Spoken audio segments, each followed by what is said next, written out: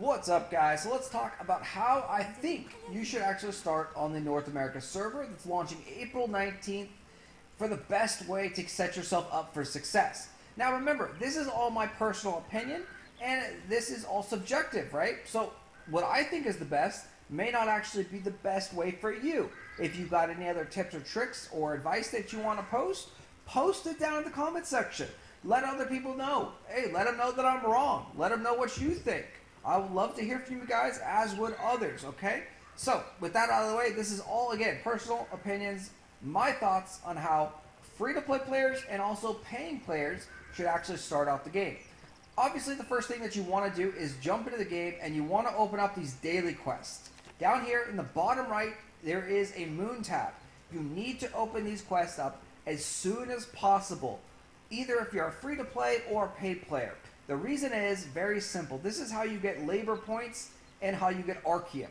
It's also where you get gold, which will be very important several months into the server's life. Right now, it's not that important. It's important, but it's not that important because you're going to get a lot of free gold just by simply leveling up and playing the game. So you open up these daily quests and you're going to have one at level 1, you're going to get one at level 5, you get more at level 30, and so make sure that you do these every single day. The first one, very simple, obtain XP. You also can change the mission if you want. So there's 3 different types of XP quests. There's an easy XP, there's a medium XP, and there's a hard XP. The rewards get a little bit better. So if you do a hard XP, you're going to get 25 Archeum, right? And 2 gold. If you do an easy one, you might only get 15 Archeum, and you might only get 1 gold. So you can see the reward scales. The labor is the same on this one, pretty sure. It might adjust slightly, so again, everything is also subject to change as well. The next quest is a simple supply some kind of item to the NPC. This quest right here, just supply an Everstone. You're going to go to a general merchant and you need to pick up 2 of these guys. And then general merchant, so general merchant is every single town, and you're going to want to buy the silent Everstone, so that costs 2. You're going to pick that up, purchase, and now you're going to take it to Community Center. Community Center is these giant buildings right here. You're going to get very, very familiar with these guys because they're the main hubs of every single zone. There's a Community Center in every single zone, and these guys are very important. So this is where you do those daily quests, you turn them in him, and then inside, this is actually where you change and swap out your houses. So very, very important building here. It's in every single zone. Get familiar, make sure that you know where these things are. Next up, you're going to want to level up your character as fast as possible. So, this is a war PvP game, right? And the faster you level up, the stronger you are. The faster you get there, the more power that you have, and you can kill other players that are weaker than you, that have not leveled up.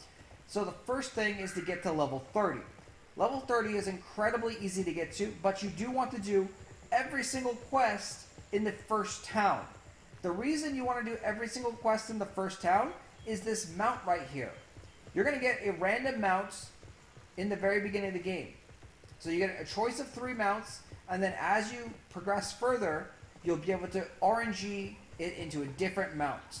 So this is an upgrade. This is a what they call a tier 2 mount. So it became this nice, cool looking wolf thing, and it becomes a little bit faster when you upgrade it. But if you don't do the basic quest in the first town, you're not going to get the mounts. You're going to miss it. It's very, very easy to miss the mount, so don't miss the mount quest, guys, okay? You can see there's a lot of other quests. These guys, after you get your mount, you can kind of disregard those quests. You don't want to do them because they don't give much EXP. You do want to actually grab them, though, because there might be some talking quests. You can see over here, there's just a couple quests. It looks like all we have to do is go talk to an NPC, and then we're going to get some quick, easy EXP. Or if there's a quick gathering quest that says, hey, gather, like, 2 rocks, and it gives you 1,000 EXP, that may be worth it, right? So anything that's kind of on your way, you're going to want to probably think about doing. Again, it's all your own personal choice. Do you do it? Do you not do it? Do you take that quest? Do you not take it? But the main focus is you want to do the green storyline quests. These ones will actually give you a lot of EXP. So, green storyline quests are your bread and butter until you get to level 30. Once you get to level 30, approximately level 30, you're going to be in Halcyona. Halcyona, this zone right here, is a PvP war zone. Because again, this game is a PvP war game. So this zone cycles through peace, and then also goes through conflict, and then goes through war. When it is in conflict or in war, PvP is happening, right? When it's in peace, no one can fight each other, and it's just you versus the monsters, you know, peacetime. But when the map is red, that means it's in danger, and you can get PvP. When it's in bright red, that means it's in war, and there's a lot of PvP going on, okay? There's also two different modes. You have your PvP mode right here, so you can toggle to be in PvP mode. You click on this, and you can change to friendly mode. This does not work in war. You cannot be friendly in war. In war, there are no friends, so be notice of this. The reason that you might want to toggle into hostile mode is because you can actually get some EXP buffs and some drop rate buffs. So being in PvP mode is actually slightly beneficial. So do all of the basic green storyline quests. So you're going to zip through the story here, zip through the zones, and you're going to end up getting into that Halcyona place. You're going to be around level 30 at this point. You're going to be very, very weak, and you're going to start noticing tons and tons of invalid when you hit a monster or try to hit a monster. That's because your combat level is too low. You have to actually level up your weapons and armor, and you've got to progress them all roughly at the same pace. So when we open up C to see our character, you can see your weapons and armor here. And we need to actually put on our accessories and open these guys. So make sure that when you're playing the game, you open up any of the chests that you get to equip your character with gear and accessories. See, do we have any accessories in here? Yep, so here's a box. We're going to open this up, and you can see we got a whole bunch of accessories. We've got a ring, a necklace, some rings, some earrings, and boom, right there. So now we got stronger. And this number up here in the top left is actually your combat level. Down in the bottom left, this is your character level. So when I talk about being level 30, you're going to be right down here, level 30. You want these numbers to be roughly close to each other, very similar. Your combat level needs to be higher, right? Your combat level needs to be roughly about the same level as the monsters that you're fighting. If it is not the same level, you're going to get that invalid and you're going to miss all the time.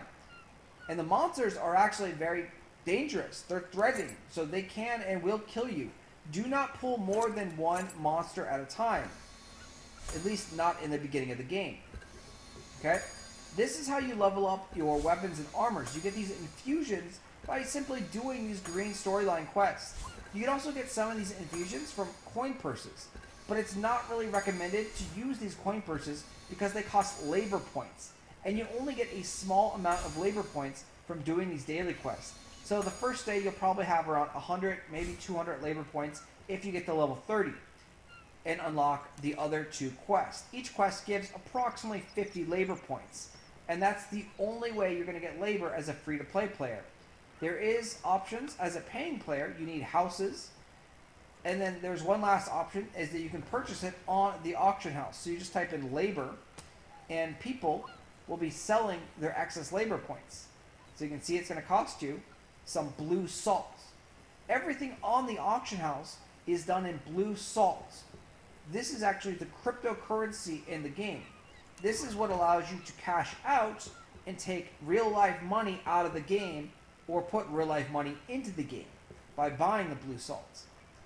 So those are the ways to get labor. You need a house, or you need to buy it from someone that sold it, or you just do the daily quests. So those are the ways that you're going to be getting labor points. You do not get labor points passively anymore. Okay? That's it. That's it. Like, as a free-to-player, you're going to get about 200 labor points. So use those labor points very wisely. This is one of the reasons why people wanted to know how to start out fresh in the server, because these labor points are so valuable. This is how you get loot that you sell. This is how you upgrade your character. You can see as we are upgrading our gear, we're spending labor points, right? So it's going to cost 1 labor point to upgrade our gear, right? And as we open up the coin purses cost 3 labor points. And if we only have 200 labor points on the first day, that means they're incredibly valuable. So you don't really want to waste them, right? But you do have to upgrade your gear. If you don't upgrade your gear, you can't progress in the game. You're going to need your gear to be a lot stronger than basic tier 1, right?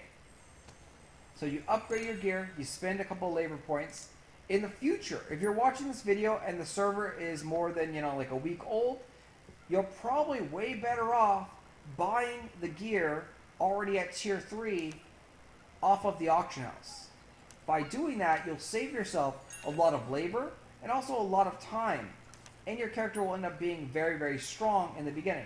It will cost you approximately, 1 BSLT for each gear piece. Because what a lot of people do is they make new characters, rush through the green storyline quest, and then sell all the gear to make, 10, 15 BSLT, 25 BSLT. They try to make money and cash that money out. Because it's, that's a decent amount of money, Doing all the green storyline quests, like I'm recommending here, it's only going to take you approximately 2 hours to do all the green storyline quests to get to level 30. Maybe even a little bit less if you're fast, right? So you can actually progress pretty quickly. And right now the BSLT price is approximately 25 cents, which means if you get 20 BSLT for 2 hours worth of work, that's $5 for playing a video game. That's, for playing a video game, that's not terrible. But, for a job, that's not the greatest. But yeah, you can see some people do that because, hey, they want to play a video game and earn money out of it. Like, it's totally possible. In the first couple days, these items might actually be worth more than 1 BSLT.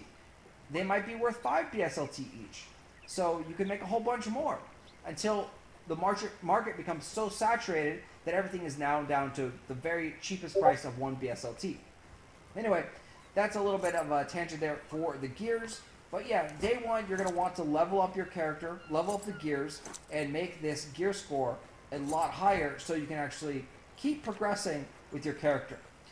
The reason you want to level the character up and keep going forward is to do rift battles.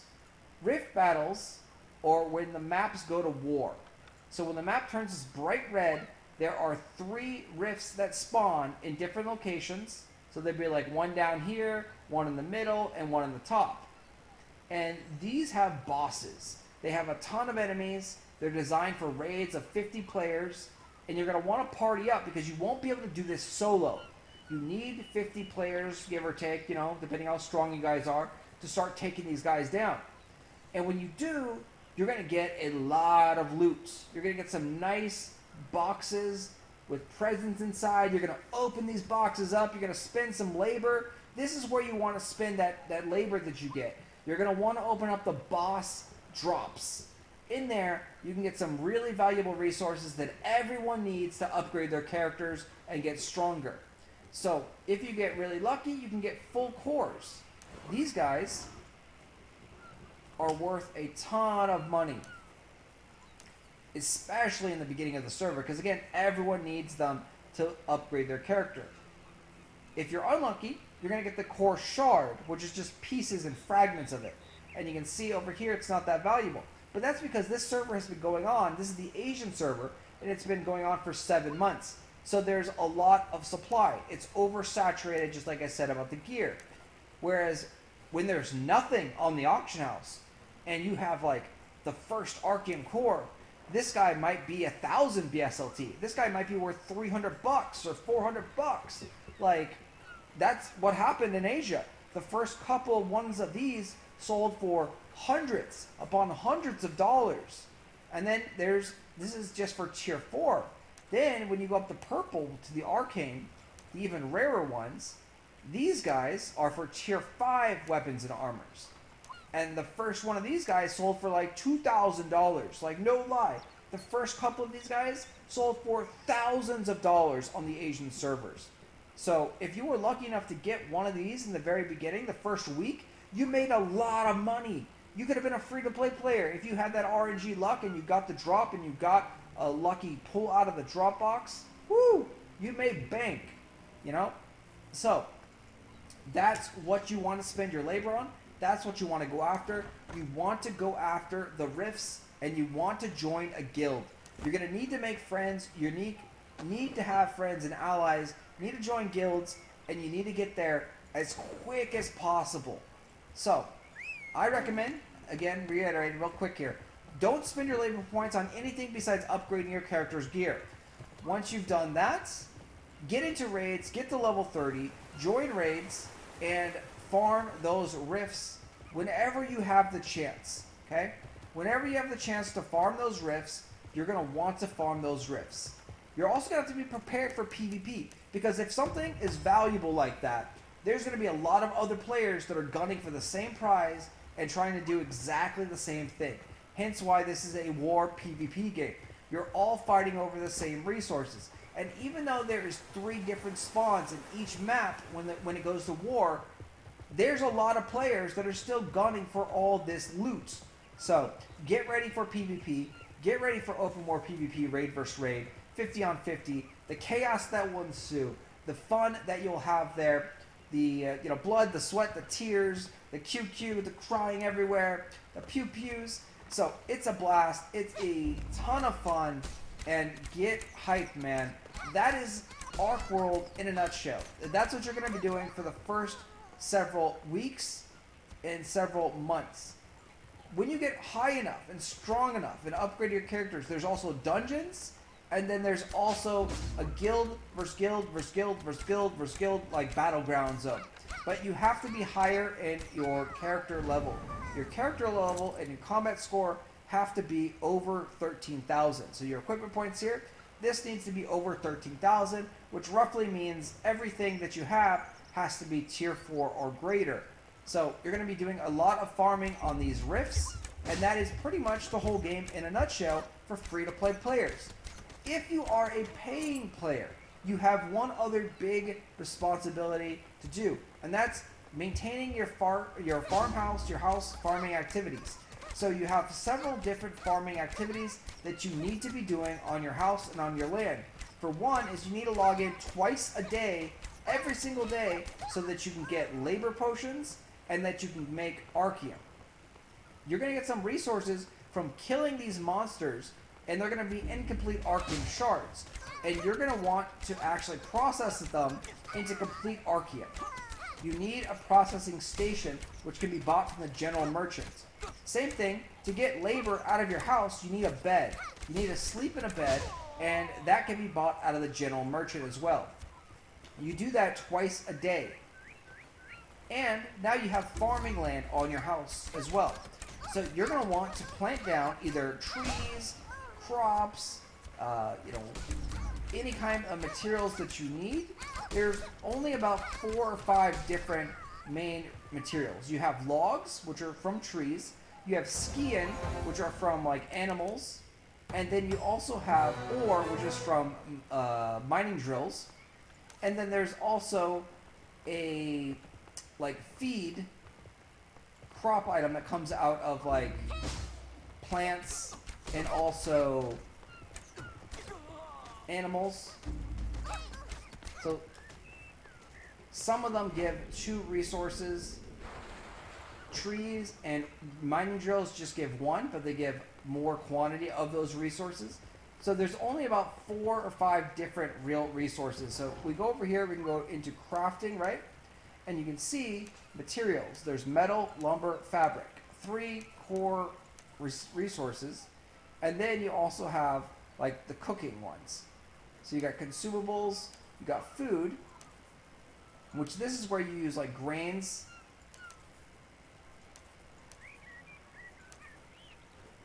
So we open up food.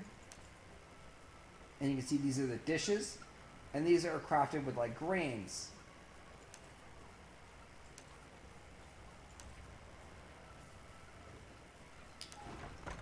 If you want to play as a solo player, you can do this, but it's not recommended.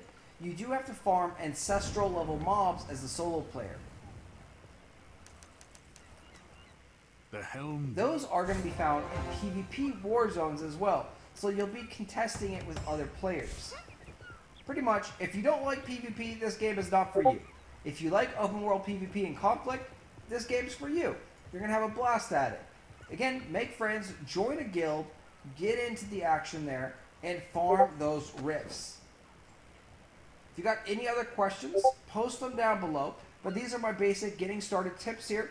And I hope you enjoy Archeworld as much as I will come April 19th and the launch of the North America server. I will see you guys in-game. Thanks for watching.